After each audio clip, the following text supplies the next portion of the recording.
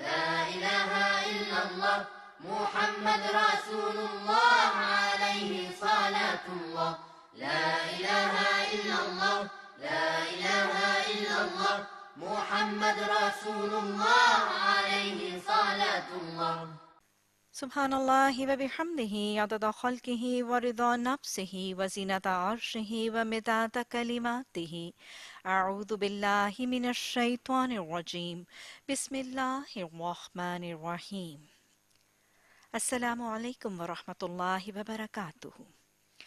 ناظرین، آج جن آیات کا ہم بات کریں گے جن پر، وہ سورہ البقرہ کی آیت نمبر 153 سے لے کر 157 تک کی آیات ہیں، اور یہ رکوع نمبر 19 میں شامل ہے۔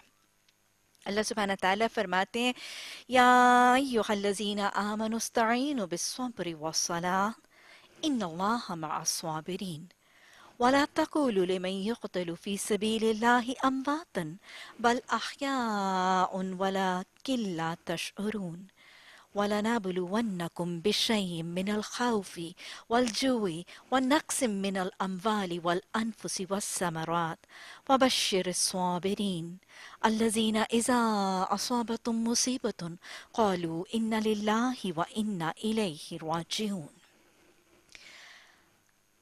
اللہ سبحانہ تعالیٰ ان آیات میں مومنوں سے، صاحب ایمان سے اور قرآن کے طالب علم اور قاری سے مخاطب ہو کر اسے بتا رہے ہیں کہ جب کوئی شخص اللہ کو مان کے اللہ کی مانتا ہے، قرآن کو مان کے قرآن کی مانتا ہے، نبی صلی اللہ علیہ وسلم کو رسول مان کے ان کی ماننے لگتا ہے، اور آخرت کو مان کے جنت کی منزل کا مسافر اور جنت کا خریدار بن کے بڑھنے لگتا ہے، تو پھر اس پر آزمائشیں آتی ہیں۔ جنت ایک بلند ٹھکانہ، ایک جنت بلند مقام، بلندی کا سفر ویسے بھی مشکل، اور جنت تو وہ جس میں کوڑا رکھنے کی جگہ دنیا اور مافیا سے بہتر ہے، تو اس جنت کے گھر کے حصول کے لیے نکلو گے تو آزمائش شرط ہے۔ ناظرین، یہ بات یاد رکھیے کہ یہ کبھی نہیں ہوتا کہ ایک شخص کلمہ پڑھے، آمنا کہے کہ میں ایمان لے آیا ہوں، اور آمنا کہنے کے بعد آسمان سے فرشتے اتریں، اس کو پھولوں کی سیج پر بٹھائیں اور اس کے سر پہ مومن کا تاج ڈالیں اور اس کو جنت میں داخل کریں۔ ایسے نہیں ہوتا، آزمائش شرط ہے۔ جنت کے خریداروں اور جنت کے راستے پر چلنے والے مسافروں کے لیے آزمائش شرط ہے، اور اللہ ابھی اگلی آیات میں آپ دیکھیں گے بھی اور دیکھا بھی، وَلَنَبْلُوَنَّكُمْ بِشَيْءٍ، اللہ آزمائے گا ضرور۔ اور مختلف وجوہات ہیں جس کی بنیاد پر اللہ سبحانہ تعالیٰ ایک مسلمان، ایک مومن کو آزماتا ہے۔ پہلی وجہ تو کچھ یوں آتی ہے کہ جب ایک شخص جنت کا خریدار بنتا ہے تو پھر اللہ سبحانہ تعالیٰ اس کو آزماتا ہے، اس کو پرکھتا ہے، یہ دیکھنے کے لیے کہ کیا یہ واقعی سنجیدہ بھی ہے اس کاروبار میں کہ نہیں۔ وہ جو کہتے ہیں نا does he really mean business? How serious he is؟ یہ ڈٹرمن کرنے کے لیے اللہ اس کو آزماتا ہے۔ یہ بالکل وہی ہے نا جیسے حضرت بلال حبشی کو مارا جاتا تھا، پیٹا جاتا تھا، ستایا جاتا تھا، گھسیٹا جاتا تھا، چلچلاتی ہوئی دھوپ میں سنگلاخ پتھریلی چٹانوں پہ لٹا کے ان کے سینے کے اوپر پتھر کی بھاری سلیں رکھ دی جاتی تھیں اور وہ احد احد پکارتے تھے۔ تو اس وقت جب اتنی آزمائشیں اور اتنی عقوبتوں کے پہاڑ ٹوٹے تھے تو کسا اوقات کچھ دوست، عزیز و اقارب یہ کہتے تھے کہ بلال اب تھکتے نہیں ہیں۔ تو حضرت بلال نے ایک دفعہ اپنے دوست کو مخاطب ہو کر فرمایا کہ بھائی دیکھو، جب تم بازار جاتے ہو اور تم مٹی کا ایک ادنا سا پیالہ خریدتے ہو تو بتاؤ، کیا تم ٹھوک بجا کے نہیں خریدتے؟ تو دیکھو میرا رب، جب میں اپنے رب سے جنت کا سودا کروں گا اور جنت کا خریدار بنوں گا تو کیا میرا رب مجھے ٹھوک بجا کے نہیں دیکھے گا؟ تو یہ پہلا مرحلہ ہے، اللہ آزمائشیں اس لیے دیتا ہے کہ وہ اپنے جنت کے خریدار کو ٹھوک بجا کے دیکھتا ہے۔ پھر جب وہ چیک کر لیتا ہے تو پھر یہ اللہ کا پسندیدہ ہے، اب اللہ اس کو اپنے کام کا بنانے کے لیے نکھارتا ہے، سوارتا ہے، کرش، گرائنڈ، ریفائن، پالش کرتا ہے، بالکل ویسے جیسے سونے کو بھٹی میں ڈالا جائے تو وہ کندن بنتا ہے۔ جوہری اس پتھر کو ضربیں لگاتا ہے، تراشتا ہے، کاٹتا ہے تو پھر وہ انمول پتھر ہیرا بن جاتا ہے۔ مٹی کے برتن کو آگ میں پکایا، دہکایا، تپایا جاتا ہے تو وہ بہت مہنگی اور قیمتی سی پورسلین بن جاتا ہے۔ تو یاد رکھیے گا پھر اللہ سبحانہ تعالیٰ اپنے کام کا بنانے کے لیے پھر اس کو ضربیں لگاتے ہیں آزمائشوں کی، اس کو پرکھتے ہیں، اس کو پالش کرتے ہیں، اس کو آزمائشوں کی بھٹی میں پکا کر اس کو کندن مومن بناتے ہیں۔ اب جب وہ اس کے کام کا بن جاتا ہے تو اللہ کا محبوب ہے، پھر اللہ اس کے درجات بلند کرنے کے لیے اس کو آزماتا ہے۔ آپ کو معلوم ہے نا، حدیث بتاتی ہے کہ جب مومن کو کوئی تکلیف پہنچتی ہے، یہاں تک اگر کانٹا بھی چبھتا ہے اور وہ صبر کرتا ہے تو اس کے گناہوں کے جھڑنے کا ذریعہ بنتا ہے، تو پھر اب اللہ کے کام کا جب بن گیا تو اللہ اس کو آزمائشوں سے پرکھتا ہے تاکہ وہ صبر کرے، اس کے گناہ جھڑیں اور اللہ اس کو اپنے سے قریب کرے۔ تو آزمائش شرط ہے، لیکن اس آزمائش میں مومن کو کرنا کیا ہے وہی ان آیات میں بتایا جا رہا ہے۔ وہ جو کسی نے کہا وہ قدم قدم بلائیں سواد قوے جانا، وہ یہیں سے لوٹ جائیں جنہیں زندگی ہو پیاری۔ اللہ نے کہا ہے تکلیفیں آئیں گی، آزمائشیں آئیں گی، میرے رستے پر چلو گے، آزمائش شرط ہے، لیکن دیکھو لوٹنا نا، وہ جنت بڑی خوبصورت ہے، وہ جنت بڑا حسین ٹھکانہ ہے، لوٹنے کا تصور نہیں ہے، جم جانا، ٹک جانا، میرے راستے میں جب نکلو گے، میری اطاعت کا دم جب بھرو گے تو جم جانا۔ اللہ نے قرآن میں ہمیں فرمایا فَاصْبِرْ لِحُکْمِ رَبِّکَ، اپنے رب کے حکم کی اطاعت کے لیے صبر کر۔ اور اللہ سبحانہ تعالیٰ نے سورہ یونس کی آیت نمبر 109 میں بھی حکم دیا وَاتَّبِعْ مَا يُوحَىٰ إِلَيْكَ، وہ جو اللہ سبحانہ تعالیٰ نے تیری طرف وحی کے ذریعے تجھے حکم پہنچایا ہے اس پر اس کی پیروی کر، اور کیا کر وَاتَّبِعْ مَا يُوحَىٰ إِلَيْكَ وَاصْبِرْ، اللہ کے وحی کے احکامات کی اتباع اور اطاعت کے لیے کیا کر، اس پر جمع ٹکا رہے اور صبر کر۔ تو گویا صبر کی تاکید قرآن میں کی گئی، اور صبر اللہ کا ایک پسندیدہ عمل ہے۔ صبر کا مطلب کیا ہے؟ صبر کا مطلب ہے جم جانا، ٹک جانا، رکے رہنا۔ تو مفہوم کیا ہے؟ مفہوم یہ ہے کہ جب اللہ کے راستے میں ایک مومن چلتا ہے، اللہ کی اطاعت کرتا ہے، تو اس کا معاشرہ، اس کی برادری اس کو ستاتی بھی ہے، اس کا مذاق بھی اڑاتی ہے، اس کو نکو بھی بناتی ہے، اس کی تنقید، کرٹیسزم، استہزاء، اور پھر سب سے بڑھ کر اس کو تانے تشنے، اس کا سوشل بائیکاٹ، اور کچھ نہیں تو اس کو مالی نقصان بھی آتے ہیں، اس کی ترقی میں رکاوٹیں بھی آتی ہیں۔ تو اس مرحلے میں صبر کرنا ہے، اور صبر کا مطلب ہے کہ اپنے نفس کو گھبراہٹ سے، پریشانی سے، اضطراب سے، سراسیمگی سے، ٹینشن سے، انگزائٹی سے روک کے رکھنا۔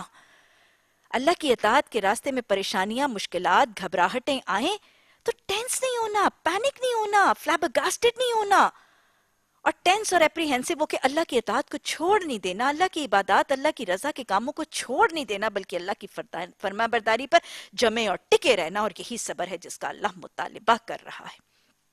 اور صرف اللہ مطالبہ نہیں کرتا، اللہ اس کے پورے ادب، سلیقے اور انداز بھی سکھاتا ہے۔ اللہ قرآن میں مومن کو بتاتا ہے کہ صبر کیسا کرنا ہے۔ تکلیف کے آنے پر مومن صبر کیسے کرتا ہے؟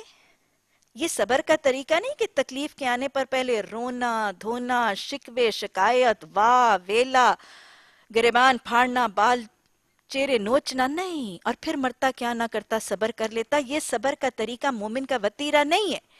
مومن کیسے صبر کرتا ہے؟ جیسے سورہ یوسف میں حضرت یعقوب علیہ السلام کا صبر ہے نا، وَصَبْرٌ جَمِيلٌ، مومن صبر کرتا ہے تو جو ہی اسے تکلیف آتی ہے، جیسے ابھی اگلی ہی آیت میں آتا ہے وَالَّذِينَ إِذَا أَصَابَتْهُمْ مُصِيبَةٌ قَالُوا إِنَّا لِلَّهِ وَإِنَّا إِلَيْهِ رَاجِعُونَ، جو ہی اس کو تکلیف آتی ہے وہ اسی وقت اپنے جمال، اپنے وقار، اپنے تحمل، اپنے تدبر کے ساتھ، ٹھہراؤ اور جماؤ کے ساتھ صبر کرتا ہے، باویلا نہیں کرتا۔ پھر قرآن ہمیں یہ بھی بتاتا ہے کہ صبر کب تک کرنا ہے۔ سورہ یونس میں اللہ سبحانہ تعالیٰ نے فرمایا وَاصْبِرْ حَتَّى يَحْكُمَ اللَّهُ وَهُوَ خَيْرُ الْحَاكِمِينَ، دیکھو صبر کب تک کرنا کہ جب تک اللہ فیصلہ صادر نہ فرما دے۔ تمہاری موت کا، اس تکلیف کی آسانی کا فیصلہ اللہ کی طرف سے جب تک آ نہ جائے تب تک صبر کا دامن تھامے رکھنا۔ بے صبری اللہ خیر الحاکمین کے فیصلے تک مومن نہیں کرے گا۔ صبر کی ابتدا بھی بتا دی، صبر کی انتہا بھی بتا دی، اب صبر ملے گا کیسے وہ بھی سکھا دیا۔ اس آیت میں ہی دیکھیں، میرے راستے میں چلو گے تکلیفیں آئیں گی، وَاسْتَعِينُوا بِالصَّبْرِ، اس وقت صبر سے مدد حاصل کرنا، لیکن صبر کیسے ملے گا؟ وَاسْتَعِينُوا بِالصَّبْرِ وَالصَّلَاةِ، تو گویا صبر کرنے کے لیے ایک معاون عمل کیا ہے؟ نماز. تکلیف، غم، دکھ، پریشانیاں راہ حق میں آئیں گی، صبر کرنا ہے، لیکن یہ صبر تمہارے لیے کیسے میسر آئے گا؟ اگر تم نماز کو قائم کر لو. نماز اور صبر کا چولی دامن کا ساتھ ہے. اور صرف نماز ہی نہیں، آپ یاد رکھیں کہ ہماری ساری ہی جو عبادات ہیں وہ بنیادی طور پر صبر، تقوی اور ضبط نفس کی تربیت اور ٹریننگ کرنے والی عبادات ہے. عبادات کا مقصد کیا ہے؟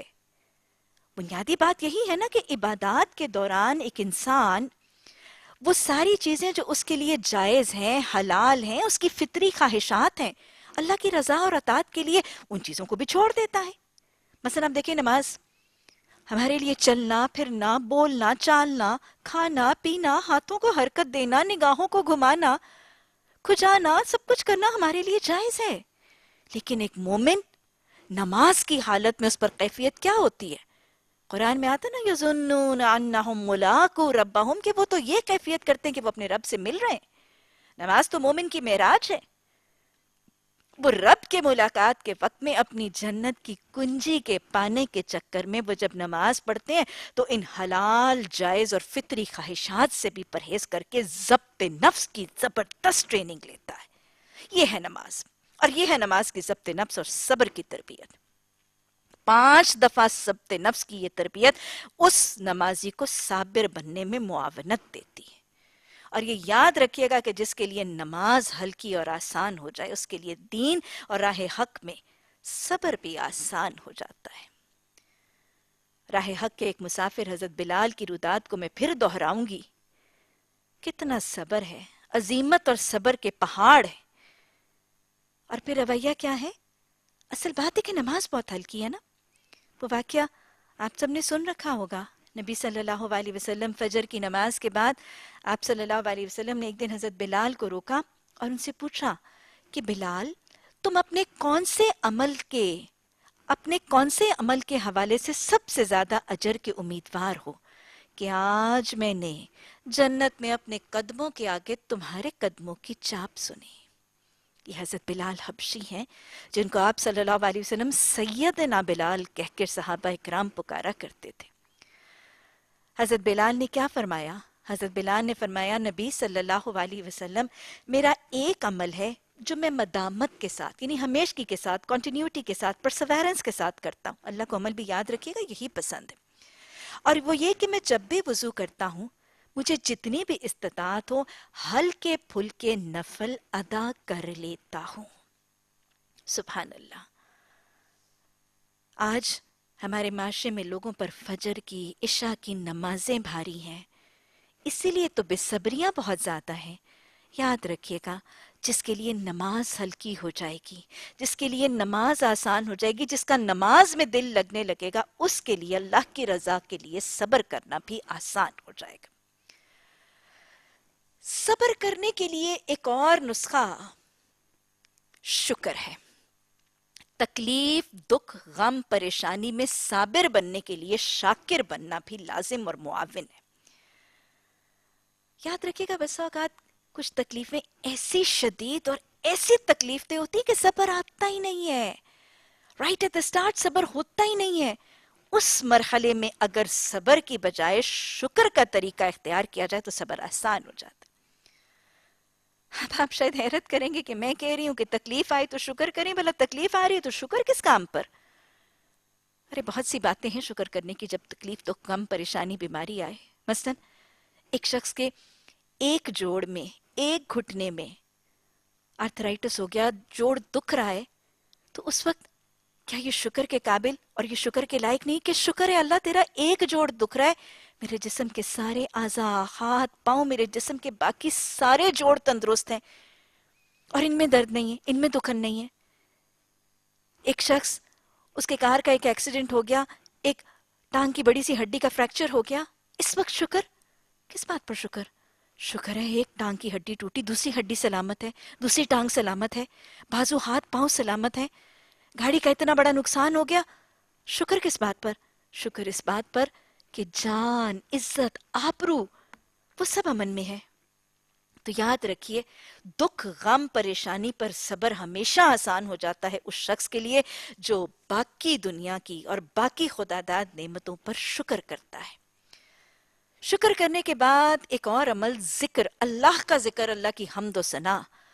الا بذکر اللہ تطمئن القلوب، کہ دیکھو اللہ کے ذکر کے ساتھ ہی دل مطمئن ہوتے ہیں.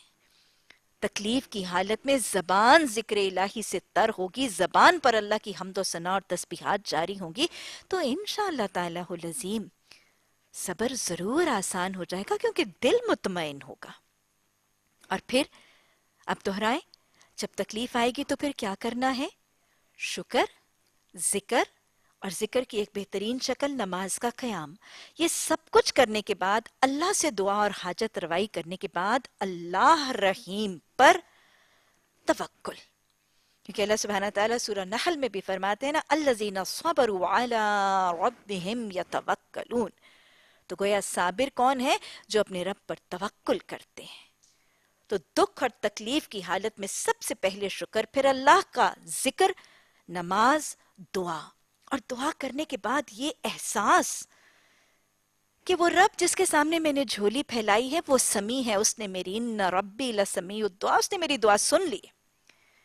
وہ رب خبیر ہے، وہ میری حالت کو جانتا ہے، اس کو خبر ہے میری حالت کی. وہ رب بصیر ہے، میری ان حالتوں کو دیکھ بھی رہا ہے، میری رودات کو وہ جانتا بھی ہے. اور یہ سب جاننے کے بعد یہ حقیقت کا احساس کہ وہ الودود ہے، مجھے میری ماں سے زیادہ محبت کرنے والا ہے، اور یہ سب دیکھنے جاننے سننے کے باوجود اگر اس الودود کی طرف سے تکلیف آ رہی ہے تو وہ رب حکیم ہے، اس میں اس رب کی کوئی حکمت ہے. اور یوں وہ شخص، وہ شاکر، ذاکر، نماز قائم کرنے والا صابر بن جائے گا، اللہ پر توکل کر کے راضی برضا رہ کر اس تکلیف کو صبر سے گزارے گا، اور وہ تکلیف اس صبر کی بنیاد پر اس کے گناہوں کو جھاڑے گی. وہ تکلیف زحمت نہیں، اس شخص کے لیے رحمت بن جائے گی. تو میرا رب صبر کی تاکید بھی کرتا ہے، صبر کا آغاز کا طریقہ بھی سکھاتا ہے، انتہا کی حد بھی بتاتا ہے، صبر کے معاون نسخے اور طریقے بھی سکھاتا ہے. اور پھر میرا رب صبر سے ملنے والی برکات اور فیوز کا تعارف بھی کرواتا ہے تاکہ صبر کرنا آسان ہو جائے. صابروں کو ملا کیا کرتا ہے؟ اللہ سبحانہ تعالی قرآن میں صبر کرنے والوں کو یقین دلاتے ہیں، ان اللہ یحب الصابرین. دیکھو اس میں شک کوئی نہ کرنا کہ اللہ صبر کرنے والوں کو محبت کرتا ہے، جو رب کی رضا کے لیے رک جاتے ہیں، ڈٹ جاتے ہیں، تکلیف، غم، دکھ، پریشانی میں بھی اس کی اطاعت، اس کی فرما برداری اور اس کی رضا کے لیے جمے رہتے ہیں اور پریشان نہیں ہوتے. وہ اللہ کے محبوب بن جاتے ہیں. جب وہ اللہ کے محبوب بن جاتے ہیں تو پھر کیا ہوتا ہے؟ آج ہی کے سبق میں دیکھیے، سورہ بقرہ میں اللہ نے فرمایا، یا ایھا الذین آمنوا استعینوا بالصبر والصلاۃ ان اللہ مع الصابرین. صبر کرو گے اللہ کے محبوب بنو گے. اللہ کے محبوب بنو گے تو پھر تمہیں اللہ کی معیت نصیب ہو جائے گی، اللہ تمہارا ساتھی بن جائے گا، اللہ تمہارا معاون بن جائے گا، تمہارا مددگار بن جائے گا، تمہارا محافظ، تمہارا نگران، تمہارا وکیل بن جائے گا. اور جس کا معاون اور جس کو اللہ کی معیت نصیب ہوگی، پھر اس کا کوئی شخص اس کا کوئی بال بیکا نہیں کر سکے گا، اس کا کوئی نقصان اور گزند نہیں پہنچا سکے گا. سورہ ال عمران میں اللہ نے بتا دیا، وَإِن تَصْبِرُوا وَتَتَّقُوا. دیکھو اگر تم صبر کرو گے اور اللہ کا تقوی کرو گے، وَإِن تَصْبِرُوا وَتَتَّقُوا لَا يَضُرُّكُمْ قَيْدُهُمْ شَيْئًا. تمہارا کچھ نقصان نہیں بگاڑ سکیں گے، تمہارے معاشرے، تمہاری برادری، کوئی بھی مالی نقصان، کوئی بھی معاشی، معاشرتی، سائیکولوجیکل نقصان تمہارا کچھ بھی نہیں بگاڑ سکے گا اگر تم صبر کرو گے. اور پھر صبر کرو گے، تمہارا بال بیکا نہیں ہوگا، تمہیں نقصان اور گزند نہیں ہوگا. تمہیں ملے گا کیا؟ اللہ کے ہاں تمہارے درجات بلند ہوں گے. سورہ لقمان کی آیت نمبر 17 میں اللہ سبحانہ تعالیٰ مزید فرماتے ہیں، وَإِن تَصْبِرُوا وَتَتَّقُوا فَإِنَّ ذَلِكَ مِنْ عَزْمِ الْأُمُورِ. پھر یہ کام تو تمہارا اللہ کے نزدیک بہت بڑے بڑے درجے کے کاموں میں سے بن جائے گا. اور پھر جب تم اللہ کے ہاں اتنے بڑے بڑے درجے والے کام کرو گے، عزم الامور کرو گے، پھر تم خسارے سے بچ جاؤ گے، جیسے اللہ سورہ عصر میں بتا دے، وَالْعَصْرِ إِنَّ الْإِنسَانَ لَفِي خُسْرٍ إِلَّا الَّذِينَ آمَنُوا وَعَمِلُوا الصَّالِحَاتِ वतवासौ बिल हक़ वतवासौ बिस्सब्र। देखो ये सारी दुनिया अगले पिछले जमाने के लोग खसारे से दो चार होने वाले हैं।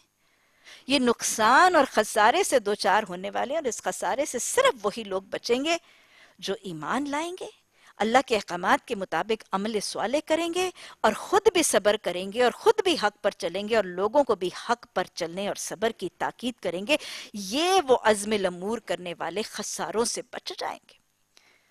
और जब कोई खसारे से बचता है तो फिर फलाह उसका नसीब हो जाता है। सूरह अल इमरान में अल्लाह ने यही नुस्खा बता दिया।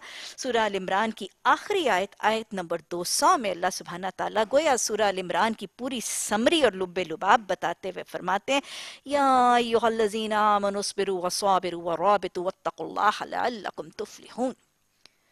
ईमान लाने वालों, सब्र करो, मुबालगे की हद तक करो, और खुद ना करो, लोगों को भी इसकी ताकीद करो। अल्लाह का तकवा करके आपस में मरबूत होके जुड़ो और पहरेदारियां करो तो तुम फलाह पा जाओगे। गोया अकेरी नहीं, दोहरी बार खुद भी और सब्र की ताकीद करने वालों को अल्लाह ने फलाह की खुशखबरी और फलाह की कामयाबी का मामला सुना दिया। तो लिहाजा जब कोई सब्र करता है तो अल्लाह का महबूब बन जाता है, अल्लाह की मईयत और मुआवनत का हकदार हो जाता है। अल्लाह की मुआयत के बाद कोई दुनिया का नुकसान उसका कुछ नुकसान नहीं होने देता, और रब के यहाँ उसका ये काम अज़्म लमूर बड़ा जबरदस्त, बड़ा अफजल काम हो जाता है। फिर वो खसारे से बचता है और वो फलाह से नसीब और हमकिनार हो जाता है। इसीलिए अल्लाह सुब्हाना ताला ने सूरह हूद की आयत नंबर 15 में फिर ताकीद की है, वास्बिर फ़इन्नल्लाह ला युज़ीउ अज्रल मुहसिनीन। लिहाजा अब तुम सब्र किया करो, अल्लाह सब्र करने वाले मोहसिनीन का अजर जाया नहीं करता। और अल्लाह जब ये कह देता है कि मैं साबरों का अजर जाया नहीं करूंगा, तो फिर अल्लाह की बात से सच्ची और बात किसकी हो सकती है? फ़इन्नल्लाह ला युज़ीउ अज्रल मुहसिनीन, इसमें कोई शक ही नहीं कि कोई साबिर होकर एहसान करेगा तो अल्लाह उसका अजर जाया करेगा। गोया साबिरों का अजर फिर क्या है? बड़ी खूबसूरत है वो आयत, जहां अल्लाह सुब्हाना ताला एक साबिर का अंजाम बता रहे हैं। अल्लाह फरमाते हैं, इन्नल्लज़ीना क़ालू रब्बुनल्लाह सुम्मा इस्तक़ामू।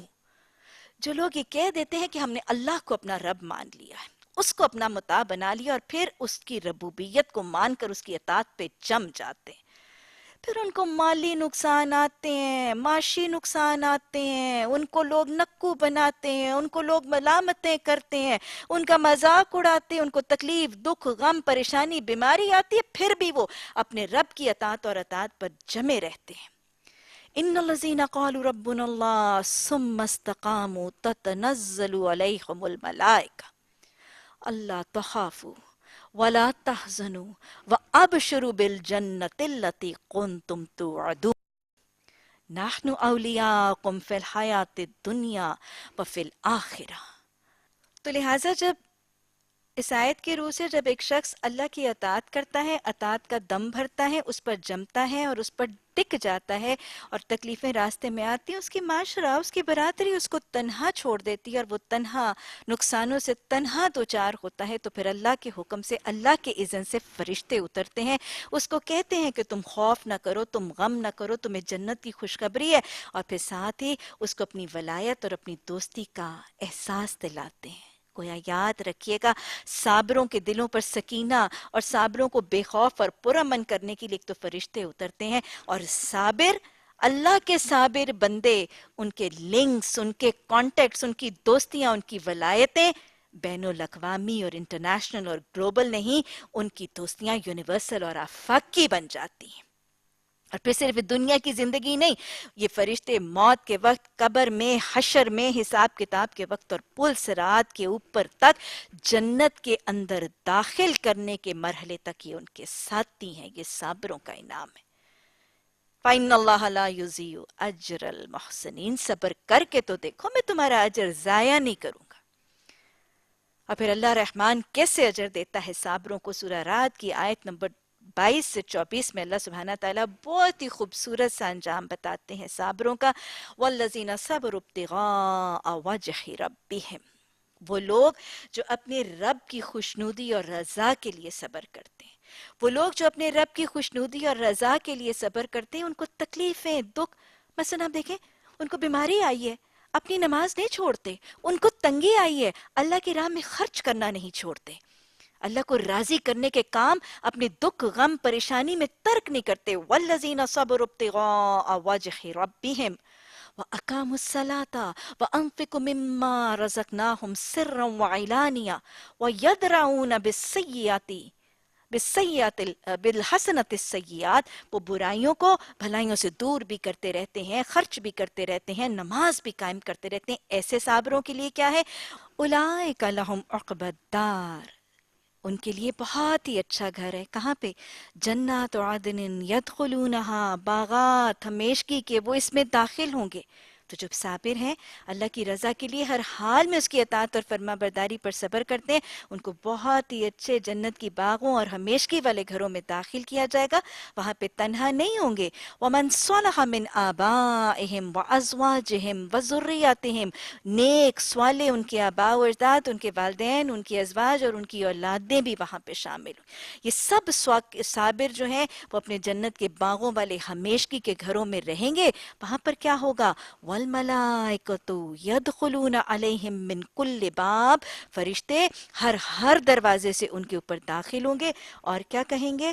سلام علیکم بما صبرتم فنعم عقبی الدار، سلامتی ہو تم پر، سلامتی ہو تم پر، اور یہ سلامتی اور یہ رحمتیں، برکتیں تمہیں کیوں ملی؟ بما صبر، تم اس وجہ سے جو تم دنیا کی زندگی میں صبر کرتے تھے۔ اور پھر یہ فرشتے کیا کہیں گے؟ فنعم عقبی الدار، بس بہت ہی اچھا گھر ہے جو تمہیں جنت میں ہمیشگی کے باغات میں ملا۔ اللہ سبحانہ تعالیٰ اس گھر کا حریص بنا دے، اس گھر کا تاجر بنا دے، اس گھر کے لیے، اپنی رضا کے لیے ہر حال میں صبر کرنے اور شکر کرنے کی توفیق عطا فرما۔ مل کر مسنون دعا پڑھ لیجئے۔ اللہم اجعلنی صبورا واجعلنی شکورا واجعلنی فی عینی صغیرا وفی اعین الناس کبیرا۔ ربنا لا تزغ قلوبنا بعد إذ هديتنا وهب لنا من لدنك رحمة إنك أنت الوهاب۔ سبحانك اللهم وبحمدك نشهد أن لا إله إلا أنت نستغفرك ونتوب إليك۔ سبحان ربك رب العزة عما يصفون وسلام على المرسلين والحمد لله رب العالمين۔ آمین ثم آمین۔